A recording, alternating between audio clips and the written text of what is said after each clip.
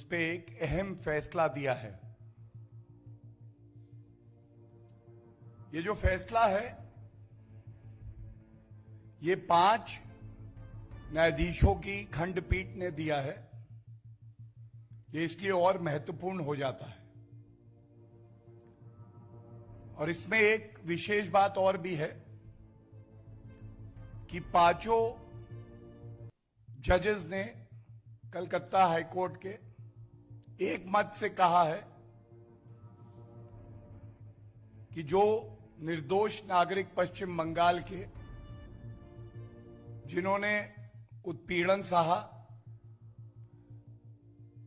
जिनके परिवारजनों को मार दिया गया, वो महिला जिन्होंने अपनी अस्मिता खोई है, उनको इंसाफ मिलना चाहिए। और ये इंसाफ एक निष्पक्ष जांच के बाद ही संभव है। और इसीलिए 5 न्यायाधीशों ने यह फैसला किया है, जितने भी प्रकरण हुए हैं हत्या को लेके, महिलाओं के खिलाफ जो हिंसा हुई है, दुराचार के मामले हैं, उसमें सीबीआई जांच आवश्यक हो जाती है। जो अहम बिंदु है वो मैं आपके समक्ष अभी रखूंगा, लेकिन ये फैसला इतना अहम है कि कुछ अहम बातें मैं आपके समक्ष दोहरा रहा हूं। ये 5 न्यायाधीशों की खंडपीठ थी। 5 ने एक मत से कहा है कि सीबीआई जांच की आवश्यकता है। और तीसरा अहम बिंदु यह है कि ये जो जांच है, हत्या के मामले जो हुए हैं पश्चिम बंगाल में, जो दुराचार के मामले हैं और जो आपराधिक कृत्य हैं महिलाओं के खिलाफ, ये सीबीआई जांच कोर्ट मॉनिटर्ड भी होगी, कोर्ट मॉनिटर्ड प्रोब।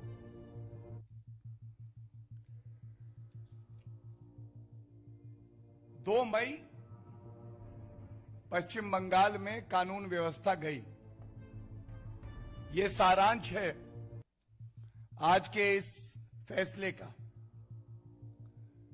और सबसे पहले जो अहम बिंदु हैं फैसले के, जो कुछ टिप्पणियां हैं, आदेश हैं, वो मैं आपके समक्ष रख देता हूं। ये बहुत ही अहम है क्योंकि 2 मई की तारीख जब चुनाव के परिणाम आए, कोई भी जीते कोई भी हारे, कोई भी सत्ता में आए कोई भी विपक्ष में आए, लेकिन लोकतंत्र की जीत होने का अवसर था। It was a reason for celebration. It is unfortunate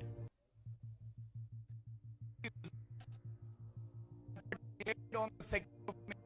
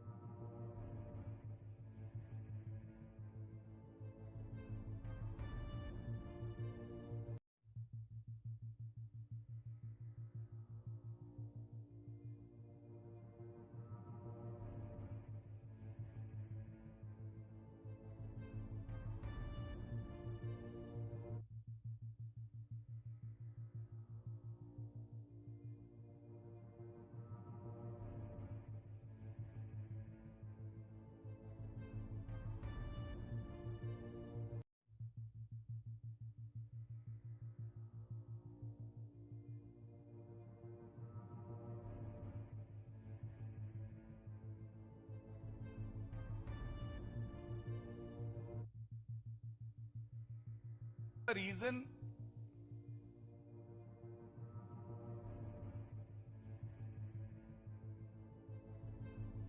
for celebration. It is unfortunate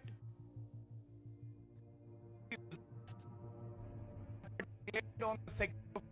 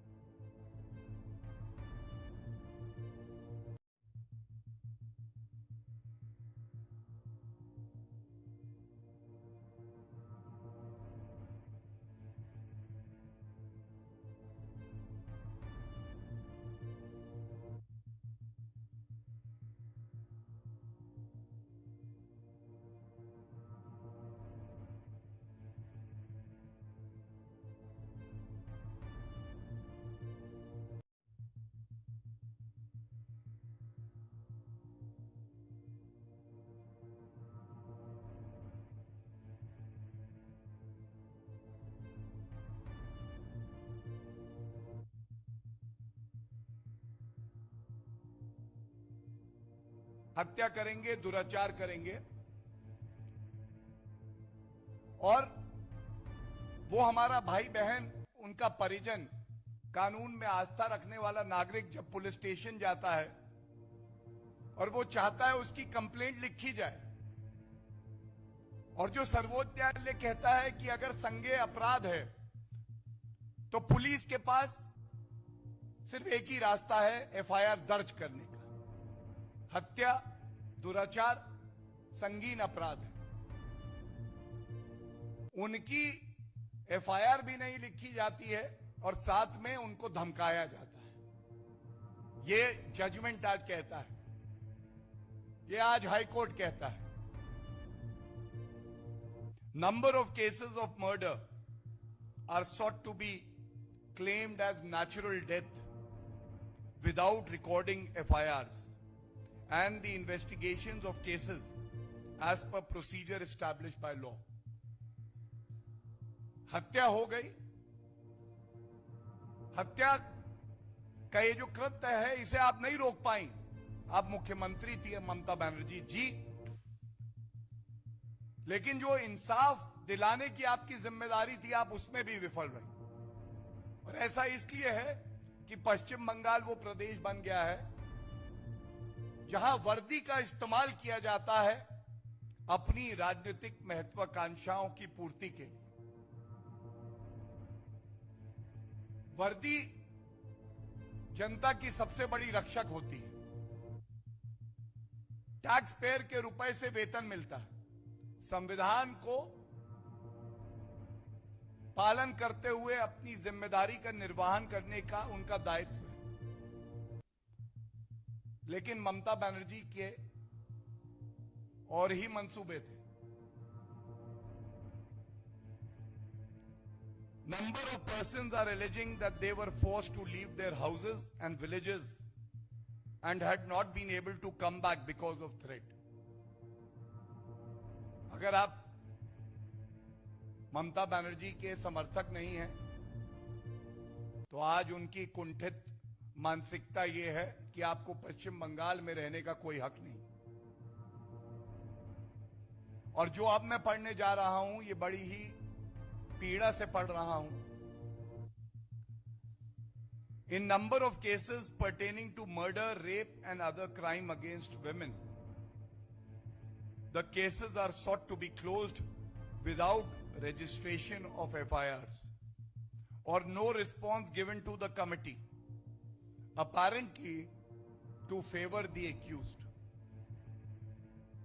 बिना FIR दर्ज कराए मामले को रफा दफा कर दिया जाता है क्योंकि ममता बनर्जी अपराधियों के साथ खड़ा होना ज्यादा पसंद करती है। इसी तरह से और भी कई ऑब्जर्वेशंस हैं। जितनी बातें इस जजमेंट में आई हैं, इसका संज्ञान लेने के बाद कलकत्ता हाईकोर्ट ने जो निर्देश दिए हैं वो मैं आपके समक्ष रख देता हूं। बहुत ही महत्वपूर्ण है। पहला निर्देश ये दिया है, all the cases where as per the report of the committee. ये कमिटी उच्च न्यायालय के आदेशों के बाद ही बनी थी। नेशनल ह्यूमन राइट कमीशन ने भी अपनी एक रिपोर्ट पेश करी थी और हाई कोर्ट ने कहा है, the allegations are about murder of a person and crime against women regarding rape, attempt to rape shall be referred to CBI for investigation. The committee, NHRC, any other commission or authority and the state shall immediately hand over the entire record of the cases entrusted to the CBI for investigation. CBI जांच करेगी और जो सारा record है, जो evidence अभी तक इकट्ठा किया गया है, वो सब सीबीआई को दे दिया जाएगा। एक स्पेशल इन्वेस्टिगेशन टीम और बना दी गई है जो और हिंसा के मामले हैं,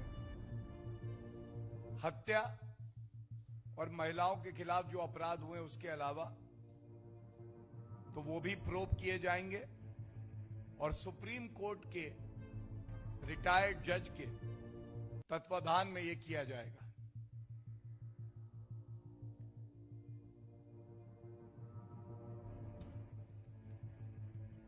भारतीय जनता पार्टी ने यह मुद्दा पुरजोर तरीके से उठाया।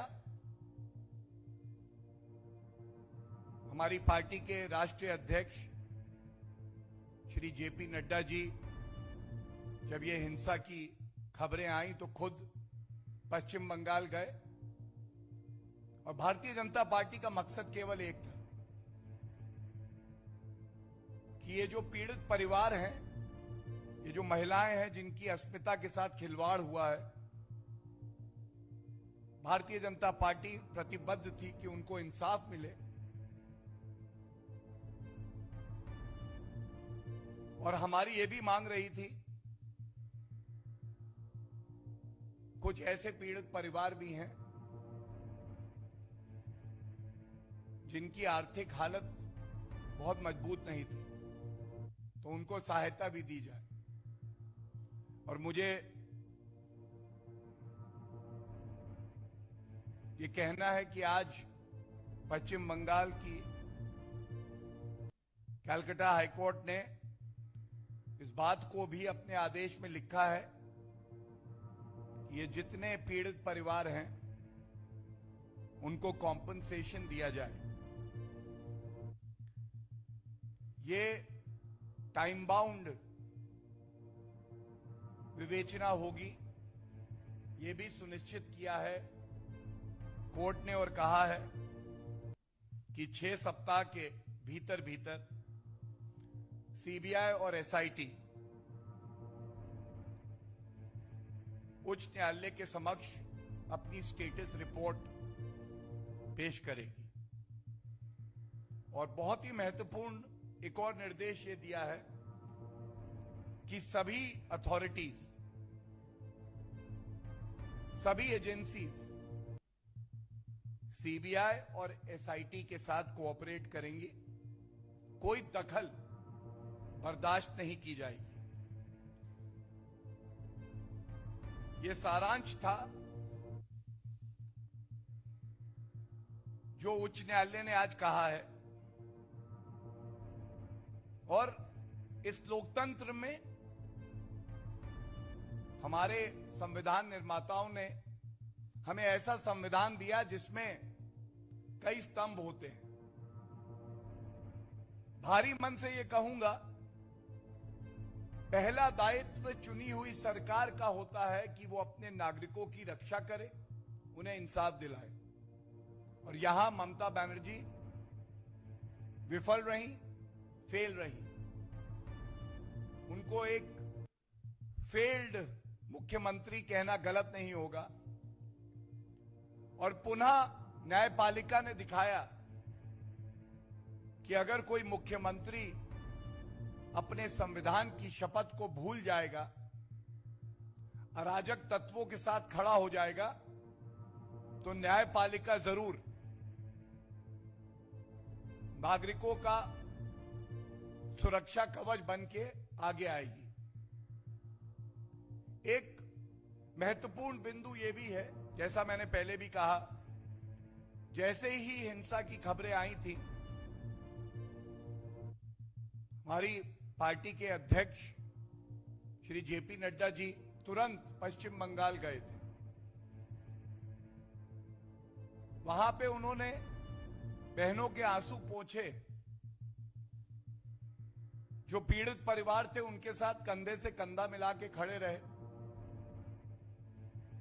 और इससे सीख लेनी चाहिए और विपक्षी पार्टियों को भी कि ठीक है आप सत्ता में नहीं है, लेकिन विपक्ष की भी एक बहुत बड़ी जिम्मेदारी होती है। भारतीय जनता पार्टी को बहुत बड़े वर्ग ने पश्चिम बंगाल में वोट दिया,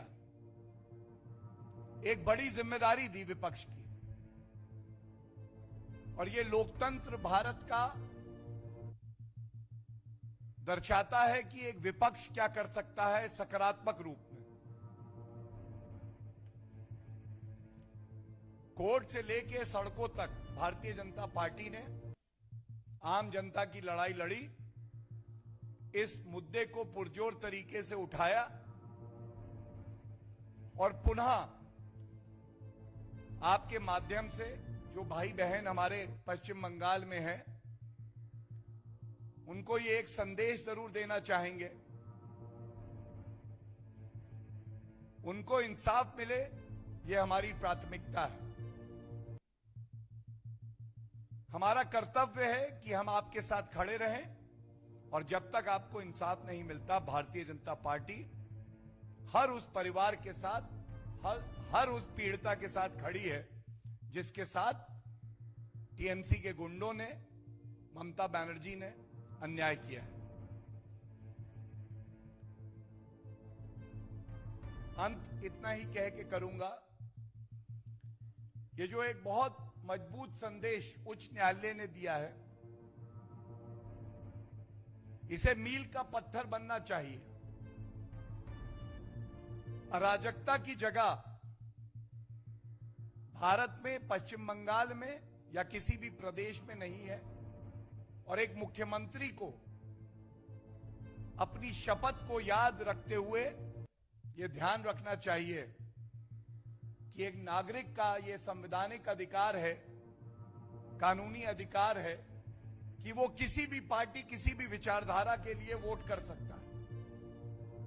और जब चुनाव जीत के आप मुख्यमंत्री बनते हैं, उसके बाद हर नागरिक की सुरक्षा की जिम्मेदारी वो मुख्यमंत्री की होती है, चाहे उसने आपके लिए वोट किया है या नहीं किया है। आत्मचिंतन का ये समय है और इस आशा से कि उच्च न्यायालय की टिप्पणियों का संज्ञान लेते हुए ममता बनर्जी जी आत्मचिंतन जरूर करेंगी और वो कानून के साथ खड़ी होंगी। जो पीड़ित परिवार हैं, उनको इंसाफ दिलाने की अपनी संवैधानिक जिम्मेदारी का निर्वहन करेंगी। और जो अराजक तत्व हैं, उनकी जगह केवल जेल में है, ये भी जरूर सुनिश्चित हो जाना चाहिए। धन्यवाद।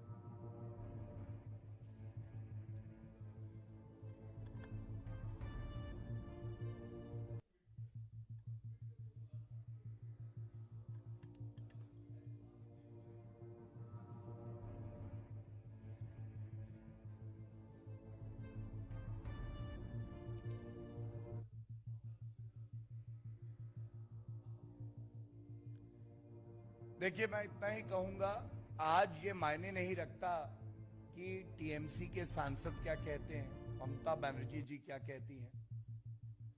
जब कोई चुनी हुई सरकार अपने दायित्व का निर्वहन नहीं करती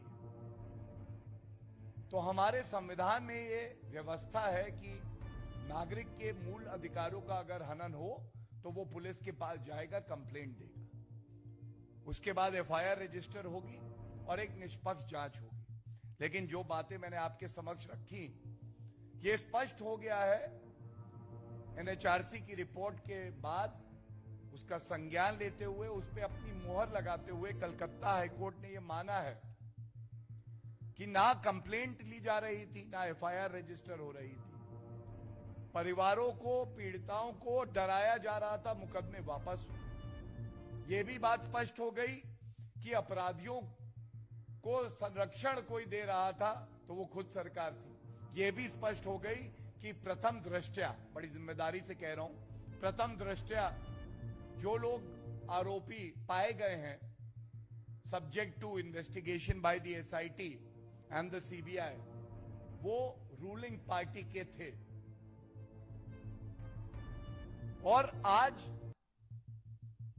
जब एक संवैधानिक संस्था उच्च न्यायालय ने बहुत गहराई से अध्ययन करने के बाद कुछ निर्देश दिए हैं, उसका सम्मान होना चाहिए। आज लॉ ऑफ द लैंड यही है। और मैं इतना ही कहूंगा, बहुत सी चीजें कानूनी प्रक्रिया से ठीक की जा सकती है, लेकिन उस महिला की अस्मिता वापस नहीं आएगी।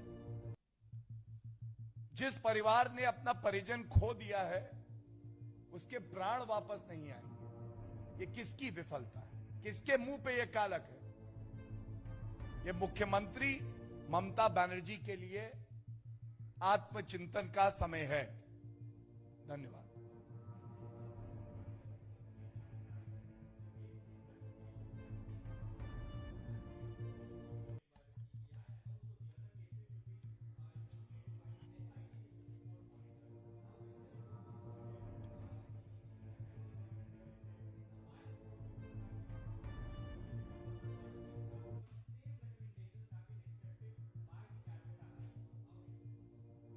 Thank you for asking me this question, because it would give me an opportunity to raise a larger point.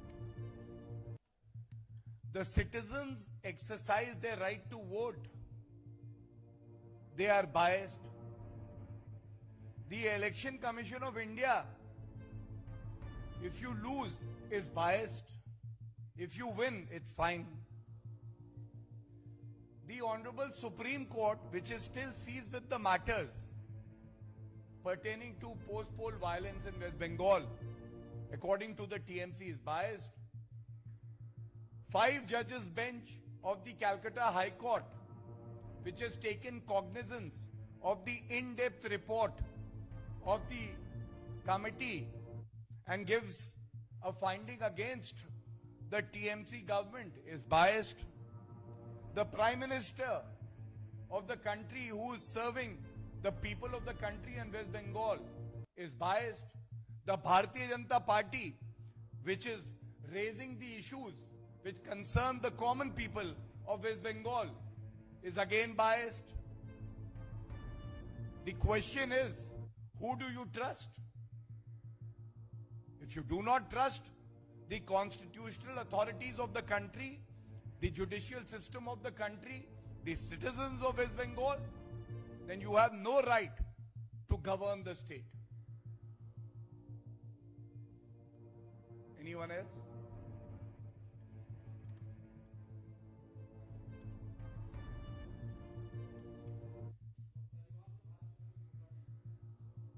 देखिए, ये जो आज का विषय है प्रेस वार्ता का, ये बहुत ही अहम है। तो मैं इतना ही कहूंगा कि मैं इसी विषय पे बात करना चाहूंगा। लेकिन जो प्रश्न आपने पूछा है, क्योंकि वो भारतीय नागरिकों से भी जुड़ा हुआ है, और आप सब जानते हैं कि श्री नरेंद्र मोदी जी के नेतृत्व में हमारी प्राथमिकता भारतीय नागरिकों का हित है, तो इतना जरूर कहूंगा कि केंद्र की सरकार, जो परिस्थितियां वहां बनी हुई हैं, उस पर उनकी नजर है। और जब तक एक एक भारतीय को सुरक्षित भारत नहीं लाएंगे, तब तक हम आराम से नहीं बैठेंगे। धन्यवाद।